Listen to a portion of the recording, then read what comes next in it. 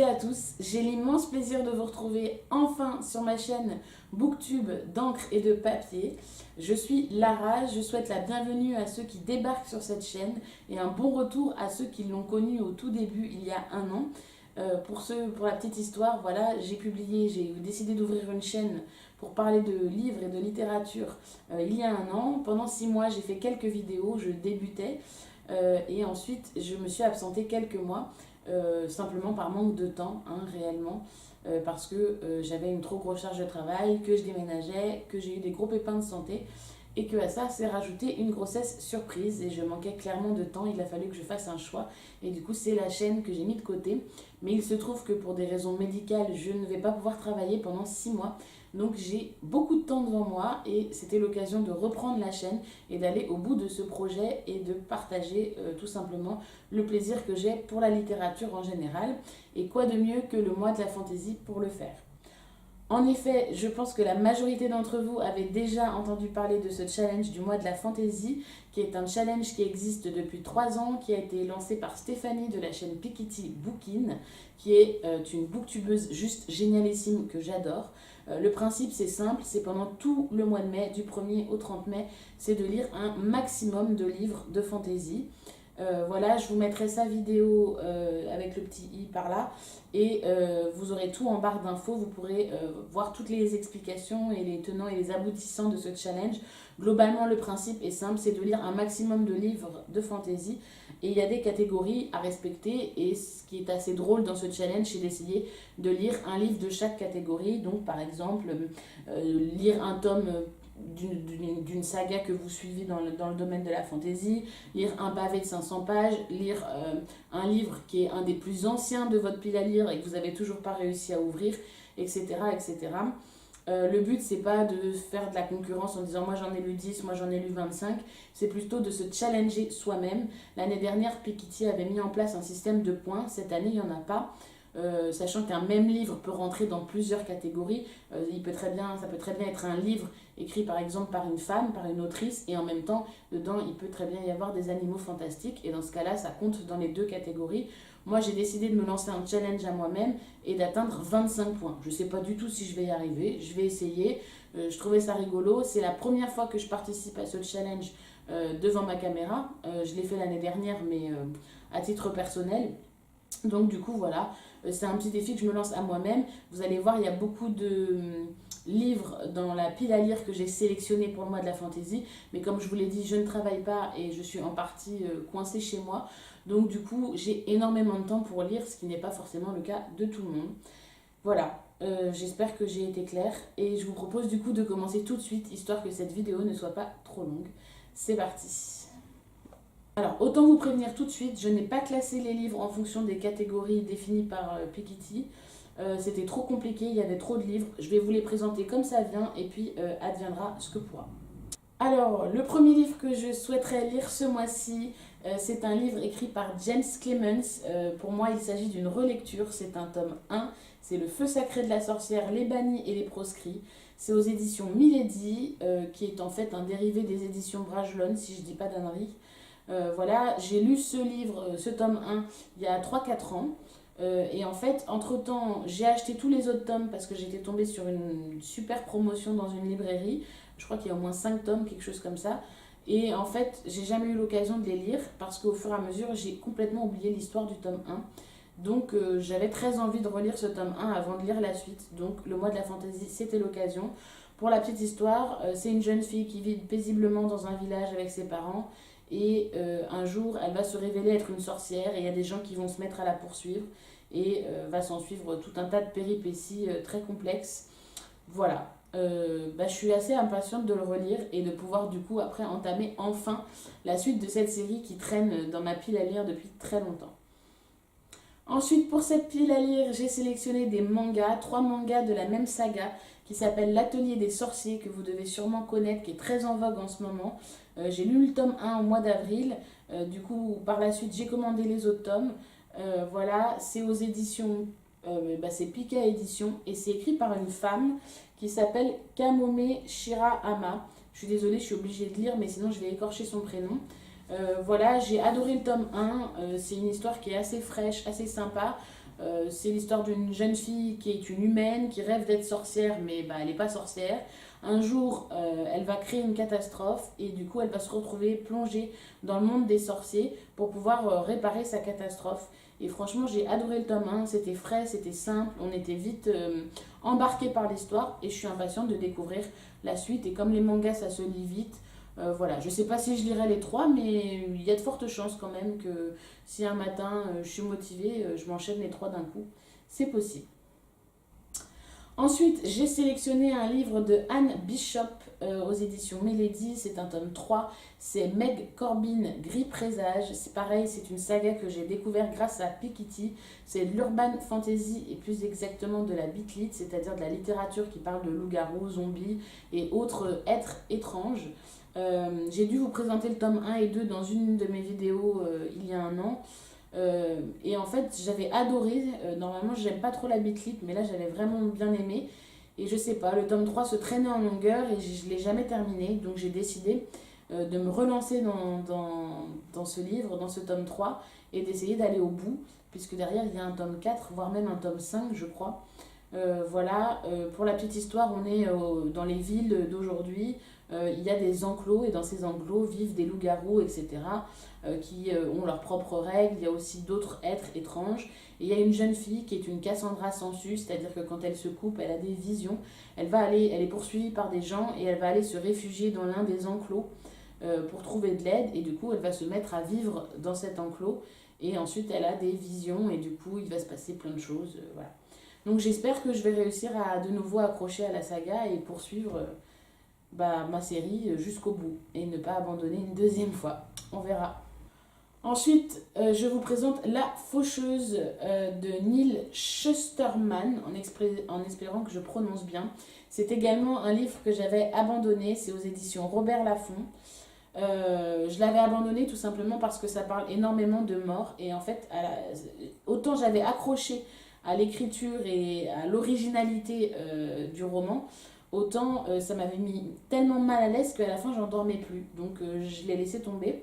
Je sais pas si je vais réussir à raccrocher, mais je sais qu'il a plu à beaucoup de monde et qu'il va être sûrement adapté, ou il a déjà été adapté en film. Donc du coup j'ai bien envie de m'y remettre, mais je sais pas si je vais y arriver.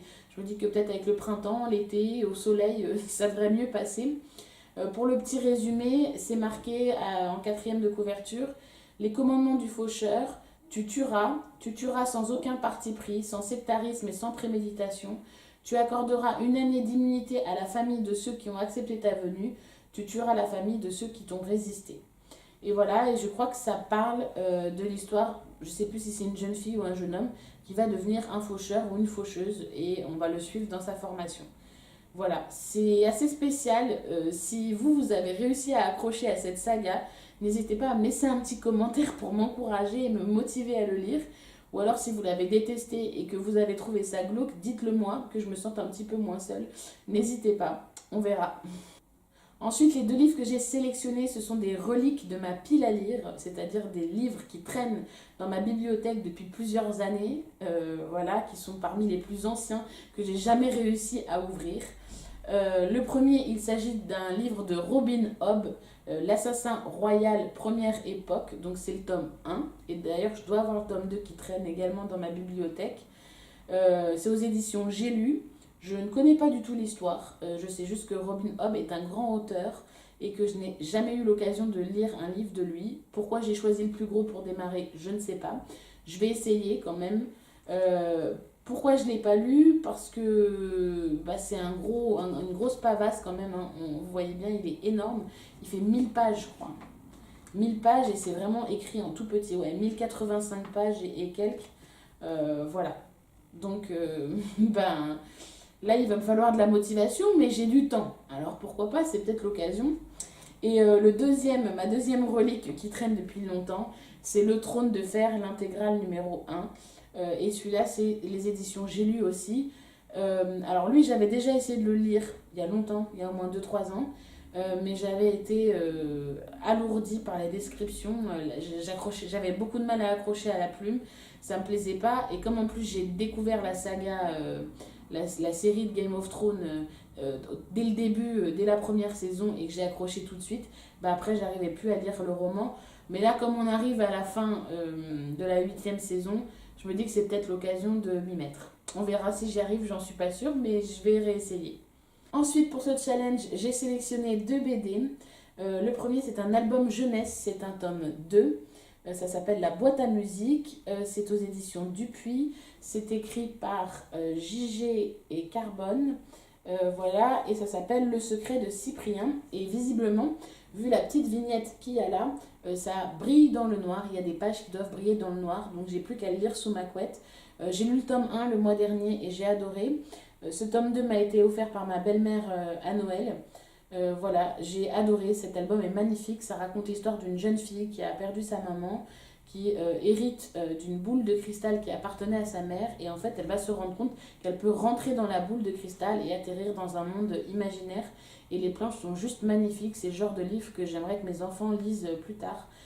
Voilà, j'avais vachement accroché au tome 1, c'était très poétique, donc j'espère que le tome 2 va être dans la même lancée que le premier. Et la deuxième BD que du coup j'ai sélectionnée, il s'agit de Blanche-Neige, une adaptation de Blanche-Neige en BD. En fait, je suis juste tombée amoureuse de la couverture quand je suis tombée dessus à la FNAC il y a plusieurs mois, et je l'ai gardée exprès pour le mois de la fantaisie. Ça a été très très difficile de résister. C'est aux éditions Nathan, c'est de Gail Emon et de Peggy Neal. Neil, si j'ai écorché le prénom, je suis désolée. Mais en fait, à l'intérieur, les planches sont juste trop belles et c'est ça qui m'a fait craquer. Voilà, pour vous donner un exemple de ce qu'on a dedans. Voilà, je sais pas si vous voyez, mais ça brille, c'est juste sublimissime. Voilà. J'espère que ça me plaira, mais bon, après, c'est l'histoire de Blanche-Neige, hein, mais c'est juste, l'album a l'air juste sublimissime, quoi. Voilà, donc je suis très impatiente de lire. Ça m'étonnerait pas que j'entame ça dès aujourd'hui. Ensuite, un des livres que j'ai sélectionné, c'est The Livre pour moi. C'est le meilleur livre de fantasy que j'ai lu de toute ma life. Il s'agit de Cuchiel, le tome 1, La Marque de Jacqueline Carret. C'est aux éditions Brajlon. Voilà, j'avais découvert cette saga il y a 1 an et demi grâce à Sailor Flo. Je vous mettrai sa chaîne en barre d'infos. Je suis tombée amoureuse. C'est juste, jamais je n'ai trouvé d'équivalent de cette série. Pourtant, au début, elle me faisait peur. En plus, c'est des gros tomes. L'édition dans laquelle j'ai acheté cette série coûte assez cher. Mais il y a 6 tomes. J'ai acheté les 6 quasiment d'un coup, ou en 2-3 fois, pas plus. Voilà. Je suis tombée amoureuse du tome 1 et j'ai jamais lu la suite. J'ai tellement aimé le tome 1 que j'ai pas pu me résoudre à lire la suite parce que je voulais que ça finisse jamais. Tellement j'ai eu un coup de foudre. C'est vraiment un bijou. Voilà. Et là, j'ai 6 mois devant moi et je me suis dit que c'était l'occasion d'en lire un par mois. Donc, voilà, j'ai décidé de relire le tome 1. Pour la petite histoire, c'est l'histoire d'une petite fille qui au départ est vendue par ses parents à une maison de charme. Et elle a une particularité, c'est qu'au fond de l'œil, elle a un espèce de petit bijou rouge, un petit diamant rouge au fond de l'œil. Et en fait, c'est le signe que quand elle vend ses charmes, elle prend du plaisir dans la douleur. Donc oui, ça parle de sadomasochisme, mais c'est pas le cœur du roman. En réalité, elle va être achetée par un aristocrate qui va lui enseigner l'art du discours, l'art de vivre en société, l'art d'attirer les faveurs des hommes, etc. Et elle va devenir une espionne et se mêler aux enjeux politiques du royaume dans lequel elle vit. Et elle va même participer, enfin essayer de participer à sauver le royaume dans lequel elle vit. Et c'est juste un bijou, c'est énormissime, c'est plein de péripéties, on s'attend jamais à la suite, c'est oufissime. Si vous devez lire un livre de fantasy dans votre vie, c'est celui-là. Moi, je profite du mois de la fantasy pour relire ce tome 1 que j'ai adoré et me lancer dans la suite de la saga enfin. Même si j'ai trop peur d'aller jusqu'au bout parce que j'aime tellement que je crois que le jour où j'arrive au bout de la saga, je pleure, mais c'est pas grave. C'est juste merci Sailor Flo parce que sans toi, jamais j'aurais découvert cette saga et voilà, je pourrais en parler pendant des heures et je pense même qu'à l'occasion, je ferai une vidéo spécifique sur cette série. Le 12e livre que j'ai choisi pour cette pile à lire, il s'agit de Olf Bad, le tome 1, Traque blanche, de Sally Green. C'est aux éditions Milan. C'est l'histoire d'un petit garçon, je crois, qui est enfermé dans une cage par une sorcière et qui essaye de s'échapper. Je crois que c'est à peu près ça le début de l'histoire. Je n'en sais pas plus. Je l'ai acheté il y a à peu près 1 an. Et j'ai jamais eu l'occasion de l'ouvrir. Donc pour le coup, c'est un peu la découverte, un peu la surprise. Voilà, j'espère que ça va me plaire parce que je sais qu'il y a 2 autres tomes qui suivent derrière. On verra, c'est la totale découverte, je peux pas vous en dire plus. Le livre que j'ai sélectionné ensuite, vous devez sûrement connaître la série et je m'excuse d'avant pour la prononciation parce que je suis vraiment une grosse bille en anglais. Il s'agit du tome 1 de Shades of Magic. C'est écrit par V.E. Schwab, je crois. Schwab. Je sais que c'est une femme, j'avais regardé sur internet mais je me souviens plus du prénom. Et c'est aux éditions Lumen. Je suis incapable de vous dire de quoi parle cette histoire. Tout le monde en a parlé en bien, mais du coup, j'ai pas voulu lire les critiques ni le résumé. Ça fait un petit moment qu'il est dans ma bibliothèque. C'était l'occasion de l'ouvrir et j'ai pas trop envie d'être influencée par l'avis des autres. J'ai envie de le découvrir par moi-même. Je ne peux rien vous dire de cette histoire parce que j'ai dû lire la 4e de couverture il y a un petit moment, mais j'ai refusé de la relire là récemment et d'y aller comme ça à l'aveugle. Donc c'est parti, on verra bien. Les 2 livres suivants dont je vais vous parler, je les ai sélectionnés parce qu'ils font partie de la catégorie 6 du challenge lancé par Piketty. Le principe est simple, c'est quelqu'un qui choisit dans votre bibliothèque des livres de fantasy que vous devez intégrer à votre pile à lire. Me concernant, c'est mon conjoint qui les a choisis pour moi. Voilà, donc le premier livre qu'il a choisi, c'est Kate Daniels, le tome 1, Morsure magique, c'est de l'urban fantasy. C'est écrit par Ilona Andrews et c'est aux éditions Imaginaire. Si je me souviens bien de la 4e de couverture, c'est l'histoire d'une jeune fille qui fait partie d'une sorte de brigade qui doit enrayer les catastrophes magiques. C'est-à-dire que les gens abusent de la magie et ça cause plein de problèmes et son but, c'est d'empêcher que ces problèmes arrivent. Voilà. Je sais pas depuis combien de temps j'ai ce livre dans ma pile à lire. Spontanément, c'est pas le genre de livre que j'aurais sorti pour le mois de la fantaisie, mais pour le coup, c'est de la fantaisie. Et du coup, ça m'intrigue assez parce qu'il aurait pu traîner là très longtemps sans que je m'en rende trop compte. Donc, ça me plairait bien du coup de le découvrir à l'occasion de ce challenge. On verra bien. Et le deuxième livre que mon conjoint m'a choisi, c'est un tome 2. J'avais prévu de le lire dans tous les cas, du coup, il a très bien choisi. C'est le tome 2 de La Passe Miroir et le tome 2 s'appelle Les Disparus du Clair de Lune. C'est de Christelle Dabos et c'est aux éditions Gallimard Jeunesse. L'histoire est très complexe et j'aurai pas le temps de vous la résumer dans cette vidéo.